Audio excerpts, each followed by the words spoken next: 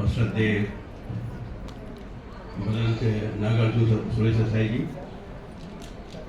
शांत रक्षी जी, मनबंधु बनते, सदानंद बनते, शास्त्र बनते, प्रज्ञाशील बनते मंच पर उपस्थित हैं और सभी जो भी हमारे वरिष्ठ हैं और जो सभी नीचे जो मंच पर बैठे हुए हैं या नीचे जो बैठे हुए हैं सभी हमारे भिक्षु और भिक्षुणीगण। आज का ये बहाना है शांतरक्षी बंदे का जन्मदिन, लेकिन एक रास्ता भी दे दिया है। अंदर जटा बाहर जटा, अंदर भी संघर्ष हो रहा है, बाहर भी संघर्ष हो रहा है। हम सब आध्यात्मिक जीवन के पथ पर चल रहे हैं, इस बात को अच्छी तरह से जानते हैं। अगर बाहर संघर्ष हो रहा है तो अंदर भी संघर्ष हो रहा है। अंदर का संघर्ष कभी कभी हमें चेताता है कि तुम्हारे बाहर का जो संघर्ष वो ठीक नहीं है, और अंदर का संघर्ष हमें एक मंच पर लाने के लिए वो संकेत देता है। और बहुत सी घटनाएं संसार में हुई है, बहुत से आंदोलन भी हुए हैं, लेकिन ये संकेत साफ संकेत है कि हमें एक मंच पर आना। जितने भी वक्ता जो जिनकी आवाज जिनका हम लोगों ने वक्तव्य सुना, लास्ट में यही अंत में आता है कि हमें एक मंच पर आना है। एक मंच पर आने के लिए हमें एक समय निर्धारित करना पड़ेगा, संवाद करना पड़ेगा, समन्वय करना पड़ेगा, कोई डेट निर्धारित करना पड़ेगा। बहुत पहले औरंगाबाद में मीटिंग हुई थी, करीब 1000 भिक्षु लोग इकट्ठा हुए थे। उसके बाद फिर नागपुर में भी मीटिंग हुई थी, लेकिन नागपुर में फेल हो गया, उस समय ज़्यादा लोग नहीं आ पाया। और फिर बम्बे का भी अभी हाल में जो मीटिंग हुई वो किसी भी कारण से वो तो हमको बिल्कुल पसंद ही नहीं आया।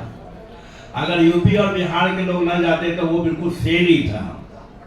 और फिर वहाँ जो है जो तौर तरीका वो बिल्कुल जो है आपको निचले स्तर का तौर तरीका था। तो हम लोग उसके लिए पैदा नहीं हुए कि निचले स्तर का तौर तरीका अपनाएं, किसी को गाली गलौज करें, किसी को ये करें वो करें, लोगों को भड़काएं, ये इत्यादि। लेकिन ये जो आज का जो आपका जो ये जन्म दिवस के ऊपर ही हम लोग इकट्ठा हुए हैं, लेकिन संकेत दूसरी ओर दे रहा है। संकेत दूसरी ओर ये दे रहा है कि हमें एक मंच पर आना है। इस मंच पर जो ओरेटर है, जो मंच संभालने वाले लोग हैं, हमको भी नहीं मालूम था इतने टैलेंटेड लोग हैं। इनकी आवाज इतनी जो है आपको बहुत ही संयमित आवाज है। ये पहली बार ये मालूम है कि मंच संभालने वाले ऐसे भी लोग भी हैं यहाँ पर। तो जब हम मिलते हैं तो उनका जो है आपको टैलेंट मालूम पड़ता है। भले ही हमारी संख्या यहाँ पर थोड़ी सी कम है, थोड़ी सी कम होगी ही, चूंकि जो है आप जन्म जयंती मना रही है तो उसमें जब पर्सनल एक्सपेंडिचर होता है तो उतना आदमी खर्च नहीं कर पाता है। लेकिन ये बड़ा हम लोग कर सकते हैं, और नागपुर की भूमि है, नागपुर की भूमि में वो होना ही चाहिए। हम लोग थोड़ा सा अलग से बैठ कर बातचीत करेंगे, ये मंच का विषय तो नहीं है। जितने भी लोग हैं यहाँ पर, मीटिंग के बाद हम लोग एक बैठ जाए, बैठने के बाद एक डेट निर्धारित करें। डेट निर्धारित करने के बाद कुछ समय लगेगा उसमें, और एक जो है समन्वय का जो है आपको ये हम लोग आवाज उठाएं, फिर संवाद भी होगी, और बाद में जो परिणाम आएगा वो परिणाम हमको लगता है निश्चित रूप से, चाहे वो महाबोधि टेम्पल हो या कुछ भी हो, वो मानी परिणाम आपको पूर्ण रूपेण जैसा आप चाहते हैं वैसा ही होगा, बिना इसके तो होने वाला नहीं है। कितनी भी आवाज लगा लें, अकेले से नहीं होने वाला है, जब सब कोई एक आवाज में नहीं बोलेगा। तो ज़्यादा समय आपका हम नहीं लेना चाहते हैं, क्योंकि जितनी भी बातें हुई है सुबह से शाम तक वो सब पॉजिटिव बातें हैं, और अंत में यही आया है कि हमें समन्वय संवाद में आना चाहिए। तो ये मीटिंग के बाद कुछ लोग जितने भी मंच पर हैं और भी लोग हैं सम्मिलित, इसमें हम लोग बैठ कर एक चर्चा करें, और चर्चा करने के बाद हम लोग एक डिसीजन निकाल लें, और एक बड़ा जो है यहाँ पर नागपुर में फिर एक ये कॉन्फ्रेंस हो, मीटिंग हो, 2 दिन 3 दिन का मंथन हो, चिंतन हो। मंथन और चिंतन से जो बहुत बड़ी बड़ी समस्याएं जो है आपको समाधान हो जाता है। कोई अकेले चाहे कि हम इस पर लेकर के चलें, क्योंकि जो है आपको आंदोलन की जो दिशा जो थी और जो थी हम लोग भी बहुत ही माने कि आपको नज़र रखे हुए थे कि नज़र नहीं रखे हुए थे, उसमें कैसे कैसे लोग आए, कैसे कैसे ये समाप्त हुआ। भले अभी चल रहा हो लेकिन उतने स्तर से नहीं चल रहा है, लेकिन समय है। ये जो है आपका जो आज का जो ये मीटिंग है, ये चर्चाएं हैं, वो संकेत दे रहा है, संकेत दे रहा है कि हमें एक मंच पर आना है और आना भी चाहिए, है ना। क्योंकि दो सत्ताधारी रही है भारत में, बुद्धिस्ट की भी सत्ता रही है और हिंदू की भी सत्ता रही है। बुद्धिस्ट की सत्ता जो है आपको बहुत दूर दूर तक रही है। ऐसा नहीं कि हम लोग सत्ताधारी नहीं है, सत्ताधारी थे। हमारे पास यूनिवर्सिटी थी, वह यूनिवर्सिटी थी जिस यूनिवर्सिटी में पढ़ने के बाद एक एक विद्यार्थी जो गया, एक एक भिक्षु लोग जो गया अपने देश में, जापान गया तो पूरा जापान को ही बदल दिया, चाइना गया तो चाइना को ही बदल दिया, लंका गया तो लंका को ही बदल दिया, बर्मा गया तो बर्मा को ही बदल दिया। ये हमारा इतिहास है। ऐसे ऐसे बैंक मने हुए उस समय सर्जरी करने वाले लोग थे, जिस समय कोई ज्यादा साधन में नहीं था। तो सत्ताधारी हम सत्ताधारी हैं, हम ऐसे नहीं हैं। आप जो समझ रहे हैं, जैसी आवाज लगाई जा रही है कि हम माने कि वो ये है वो नहीं है। हम सत्ताधारी हैं, हम बुद्धिस्ट हो गए हैं तो हम सत्ताधारी हैं। सत्ताधारी पहले भी थे और आज भी हैं, उसे माने जगाने की आवश्यकता है। तो जब सत्ताधारी थे तो उस समय जो भूख नहीं थी, गरीबी नहीं थी, अच्छी सड़क थी, बड़े बड़े जो है आपको बहुत बड़ा यहाँ से लेकर माने आपको अफगानिस्तान तक का हम लोगों का शासन था और सभी शासन जो व्यवस्थित रूप से चला। तो अभी आवश्यकता है, हमने जो महसूस किया अभी आवश्यकता है। इसके बाद हम लोग बैठे चर्चा करें और चर्चा करने के बाद एक समाधान निकल जाए, क्योंकि लोग तो बेचैन हैं। आप देखेंगे, ज्यादा समय नहीं लेना चाहते हैं आपसे, जिस समय बुद्ध ने जो है 5 भिक्षुओं को उपदेश दिया, बुद्ध तो बुद्धि थे, उन्होंने देख लिया था पांचों को कि मैंने जो उपदेश दिया है वो पांचों जो है अच्छे ढंग से समझ गए हैं। तब उन्होंने कहा था, मैं आप लोगों को कहता हूं, आप लोग समाज के बीच में जाइए। बड़ी गंभीर बात है ये, और मैं ये जान गया हूं कि मैंने जो आपको सिखाया है उसमें से सुई के एक नोक के बराबर भी ऐसा नहीं कि आपने नहीं समझा है। पूर्ण रूपेण आप लोग समझ चुके हैं। और ये भी मत समझिए कि आप लोग 5 हैं, लेकिन 5 जो है 5 दिशाओं की, पांचों जो एक दिशा की ओर मत जाना, पांचों जो है 5 दिशाओं की ओर जाओ। लोग बेचैन हैं।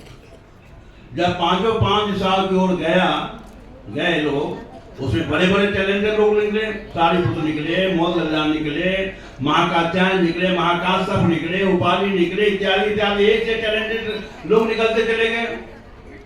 और ऐसा माहौल बना कि जिस समय हिंसा छूट गई, चोरी छूट गया, व्यभिचार छूट गया, झूठ बोलना लोग छोड़ दिया, गांजा भांग दारू लोग छोड़ दिया, राजा लोग आश्चर्यचकित हो गया, ये क्या हो रहा है। जिसके लिए हम लोगों ने इतना पुलिस लगाई, माने कोर्ट कचहरी चलवाते हैं, ये भंटे लोग के आने से तो ये सारा चीज सब समाप्त हो जाता है। भंटे लोगों को बुलाओ, भंटे लोगों को बुलाओ, भंटे लोगों को अपने यहाँ रखो।